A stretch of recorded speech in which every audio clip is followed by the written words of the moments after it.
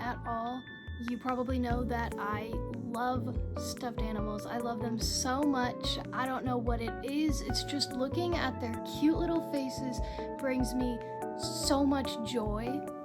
I will walk into a store and see a cute little stuffed animal smiling at me, and it just becomes so hard to walk past it and not bring him home with me.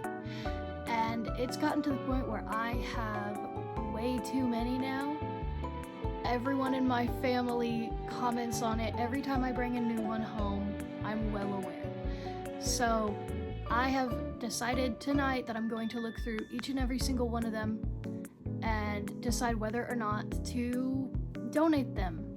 The only problem is that I get so incredibly sentimental about even the smallest of things, and a lot of my stuffed animals have stories behind them, and I guess it's not even so much about the stuffed animal as it is just, I don't want to forget all of my awesome memories, and I'm scared that if I don't have these little friends around to help remind me, that I'll forget all of my awesome memories. So I've decided that I'm going to make a video about this whole process, and whenever I find a stuffed animal that I'm kind of debating donating, but I have a story attached to it that I never want to forget, I'll just share it on the video.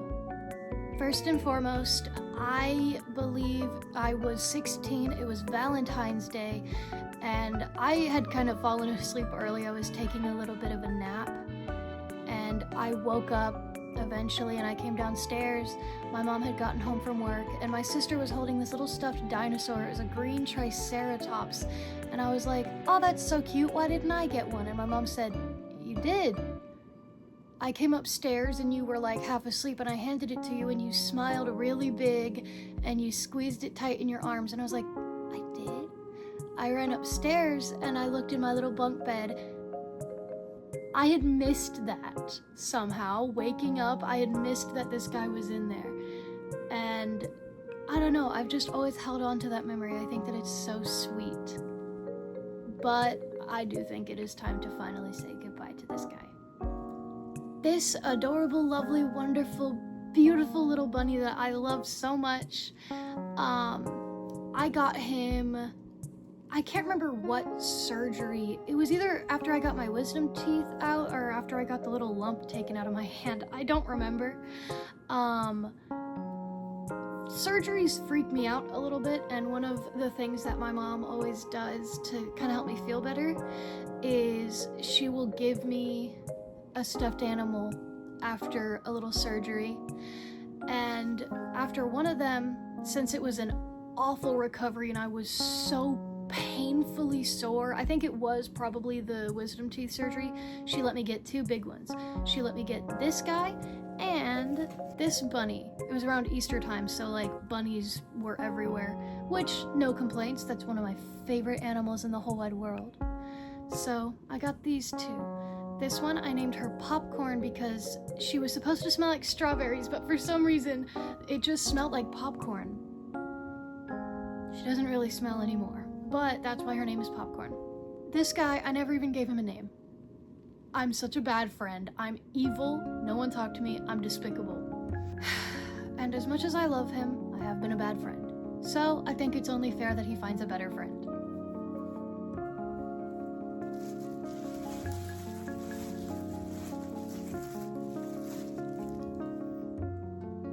Now we're getting into really tricky territory because I'm finding a lot of things that were given to me from friends. And I already have a very hard time getting rid of things that my mom gave to me because I love my mama. I love her so much. She is the coolest person in the whole wide world.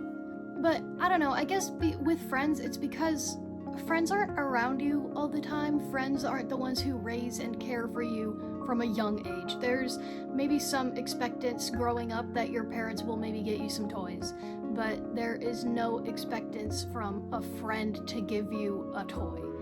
So the fact that I have had friends that saw, like, oh, you like stuffed animals, here, I got you this, that touches my soul. Brooke, my evil arch nemesis, who is also a very dear friend of mine, if you're seeing this, I'm sorry.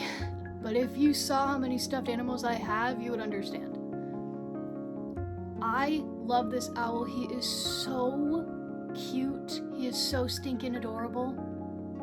But if I'm going to be so honest, he just sits in this bin of mine and he never comes out, and I'm not a good friend to him either. So, also my bangs are driving me nuts. I don't know what it is. I washed them, they're clean. I don't know why they're not behaving. You know what? It's gonna look crazy, but I'm gonna put the curler in. This is how I spend a lot of my nights. I'm very new to having bangs, and they're a lot of work to maintain.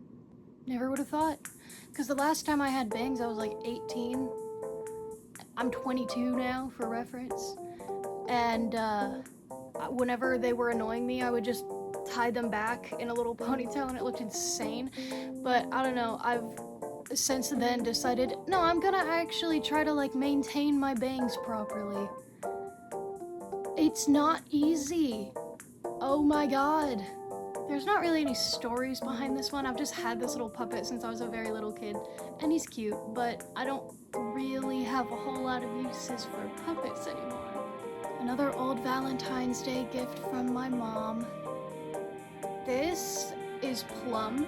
She is a very soft, lovely little purple bear, and her feet are holographic.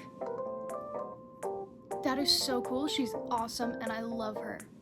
I got her as a Valentine's Day present from my mom when I was, I think, maybe 18. And she brings me so much joy, and I love her. I am very on the fence about this one. I don't know. I'm struggling really bad here. I was like, oh yeah, let's clean out some stuffed animals. I didn't process how difficult this would be for me. Why am I like this? Why couldn't I have gotten the like, I'm really good at math and science autism? Why did I have to get the emotionally stunted, I like stuffed animals a little too much autism?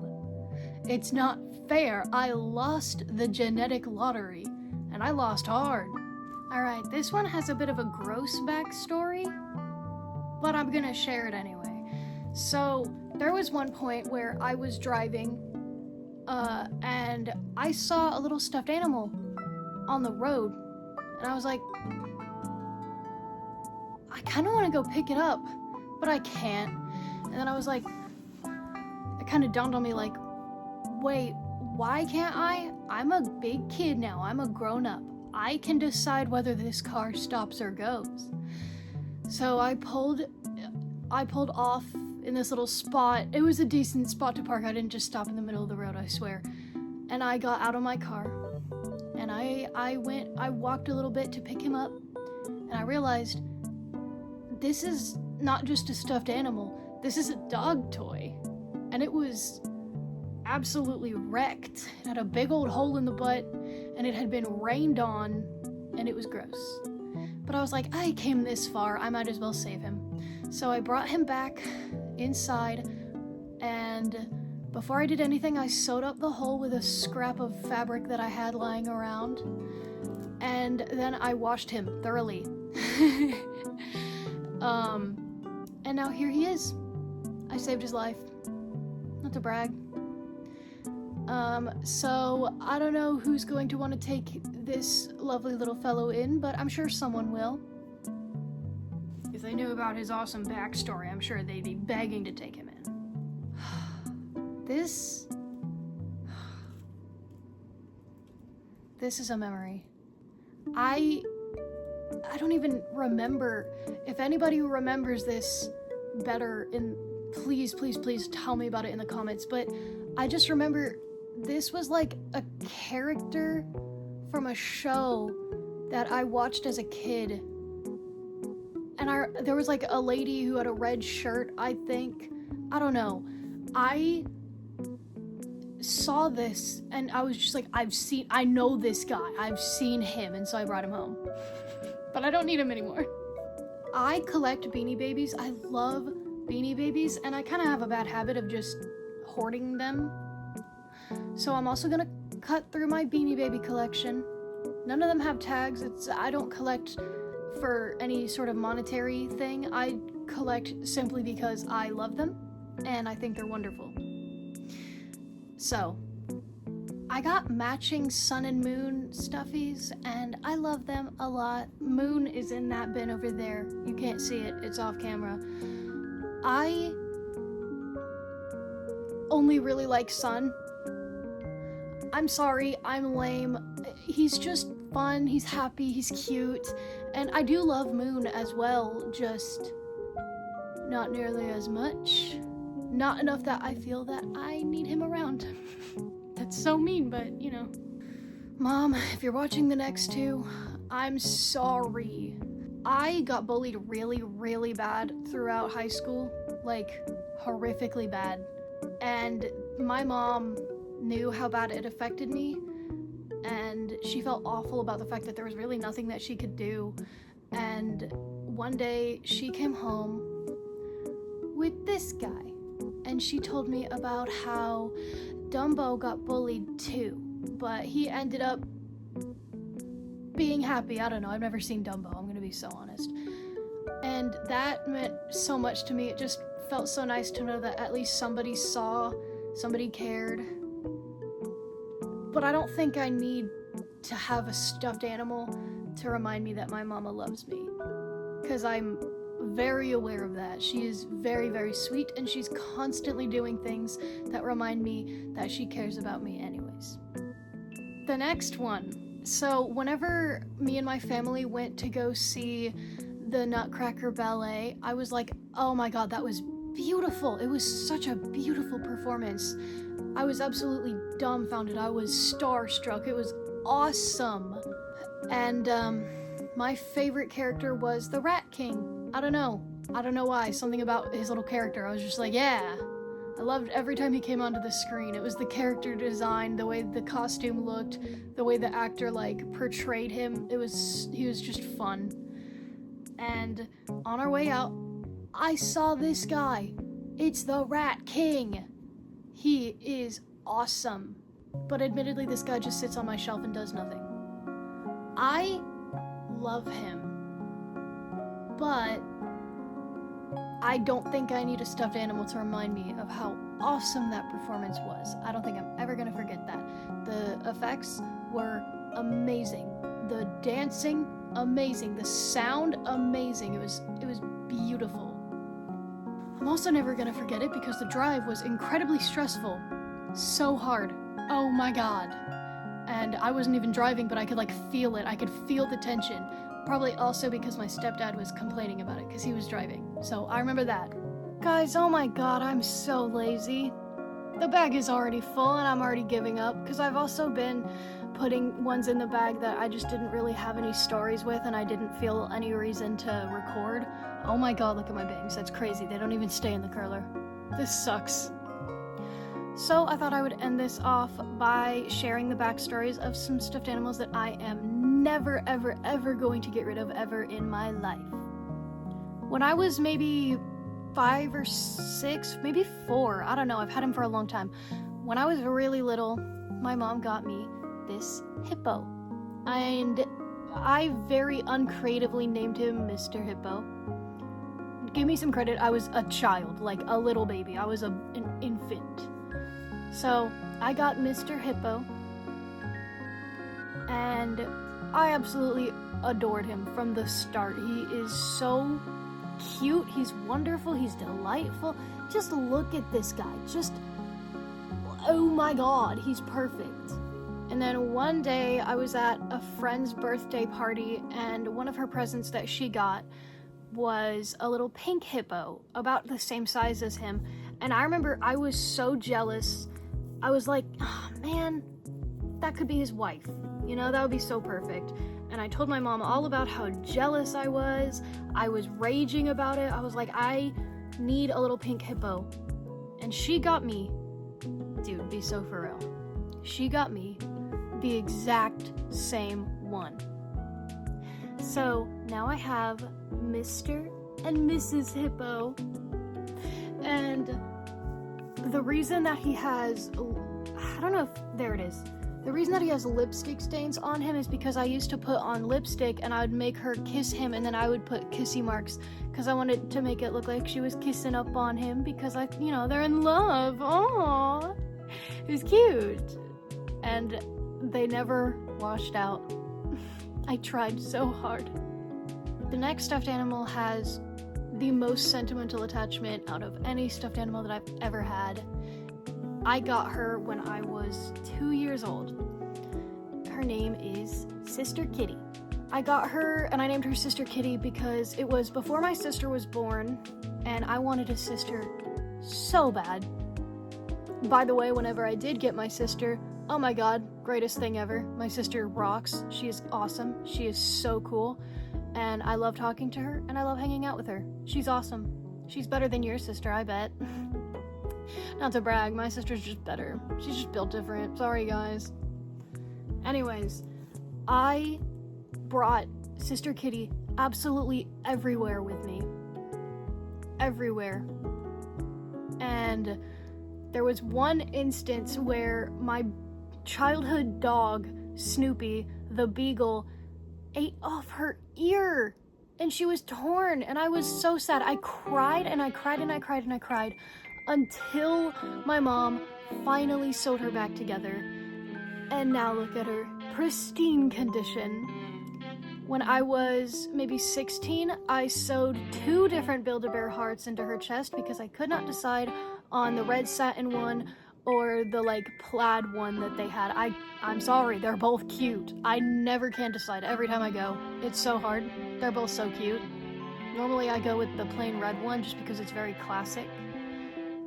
Anyways, I'm so sorry. I get derailed anytime I start to tell a story. When I was 18, I was like, I don't know, I just feel like giving her a fun nickname. I don't even know why, at all. It was very spontaneous.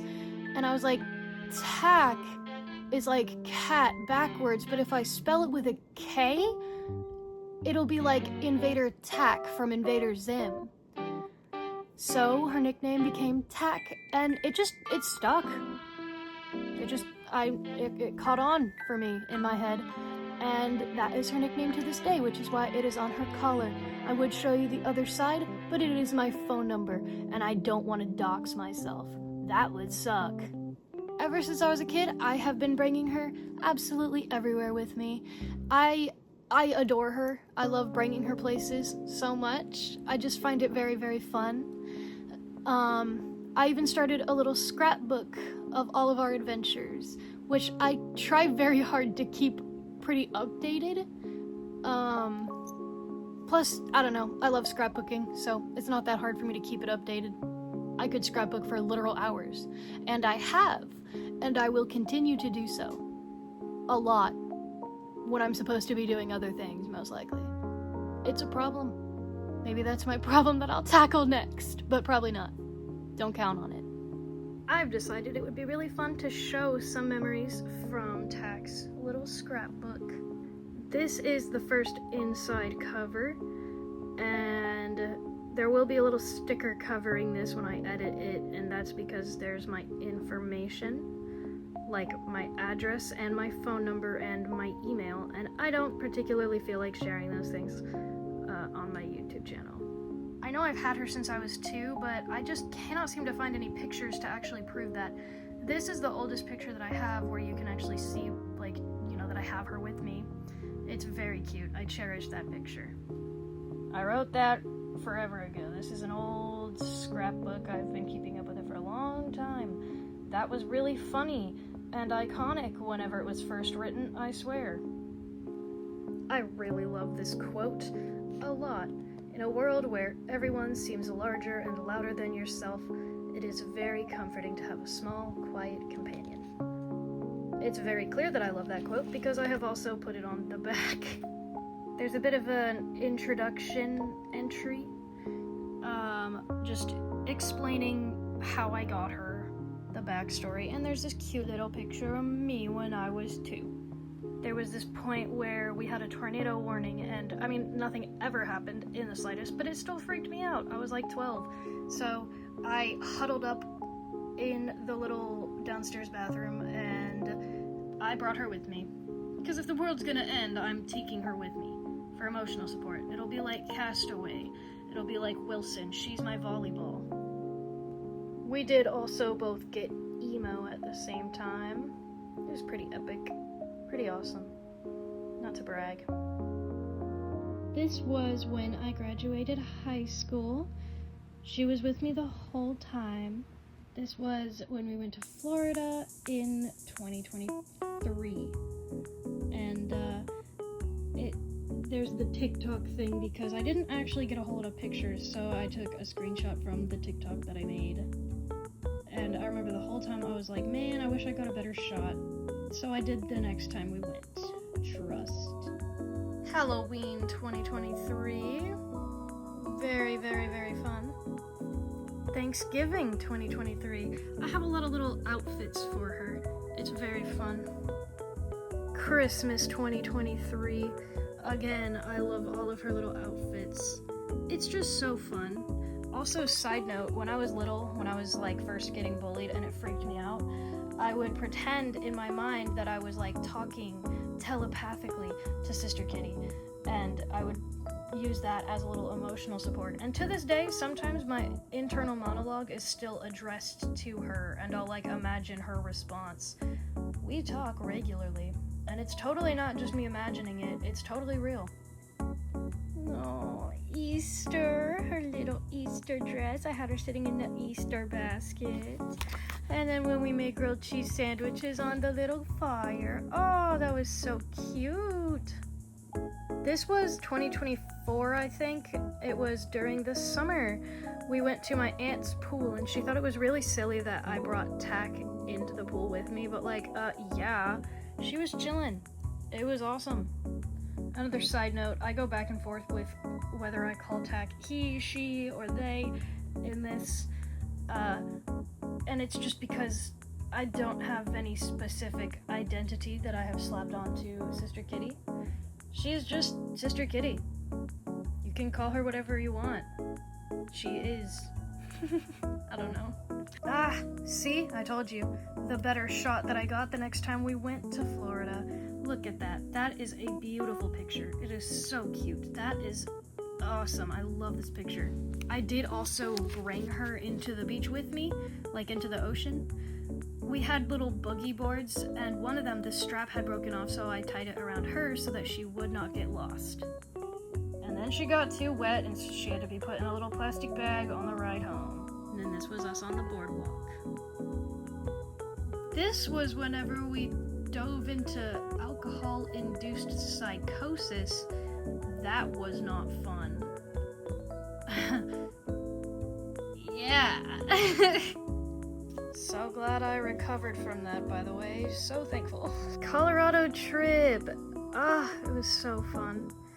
Except not really, because I was still in my alcohol-induced psychosis, where I was also unmedicated, and I was going through withdrawals, not only from my medications, but from alcohol, and it was, God, it was a mess. And I feel so bad looking back, because I'm like, man, I wasted that trip. I wasted it. There was so much fun to be had, but I was too busy sulking, because everything sucked for me at the time. I want to go back so bad so that I can actually properly enjoy it. But anyways, there was us on the plane and her in the snow, and then us feeding the ducks, and then I put them in my jacket so that we could go out into the snow, and then this is them all snowed on, all kinds of snowed on, and this is us in front of the Stanley Hotel. We didn't get to like stay overnight or anything. We just took a tour, but it was still really cool. It was a really cool tour. This was my first semester of college. It was very, very fun having Tack with me. Tack is very, very, very good emotional support. This was before one of my really big lab practicals in anatomy and physiology, and I brought him with me for emotional support, which, by the way, emotional support, yes, helped a lot, but me and him are neither of us are very good at studying because I failed that lab practical. I'm actually having to retake it this semester, so, wish me luck. Hopefully I can do it this time. I've also projected a lot of my personality onto Tack, so in my mind we have kind of the same personality, the same thoughts. Tack is basically like if you cloned me and then shrunk it down into a stuffed animal. That's Tack. I don't know, I just find it fun to have somebody who, like, at the end of the day, this little guy has been with me most of my life, aside from like 2 years, but who cares? Neither of us could even possibly remember that anyway. And I don't know, it's fun to just know that somebody's always got my back. We have a lot of good talks, we really do. Not just in my head either. Sometimes when I'm talking out loud, I'm like, I need someone to talk to. And then I'll run upstairs and I'll grab Tack, and I'll talk to Tack. And it's very nice. Alright, I guess that is all for this video. Thank you for watching me be way too emotionally attached to several stuffed animals for several minutes. That's the story of my life, man.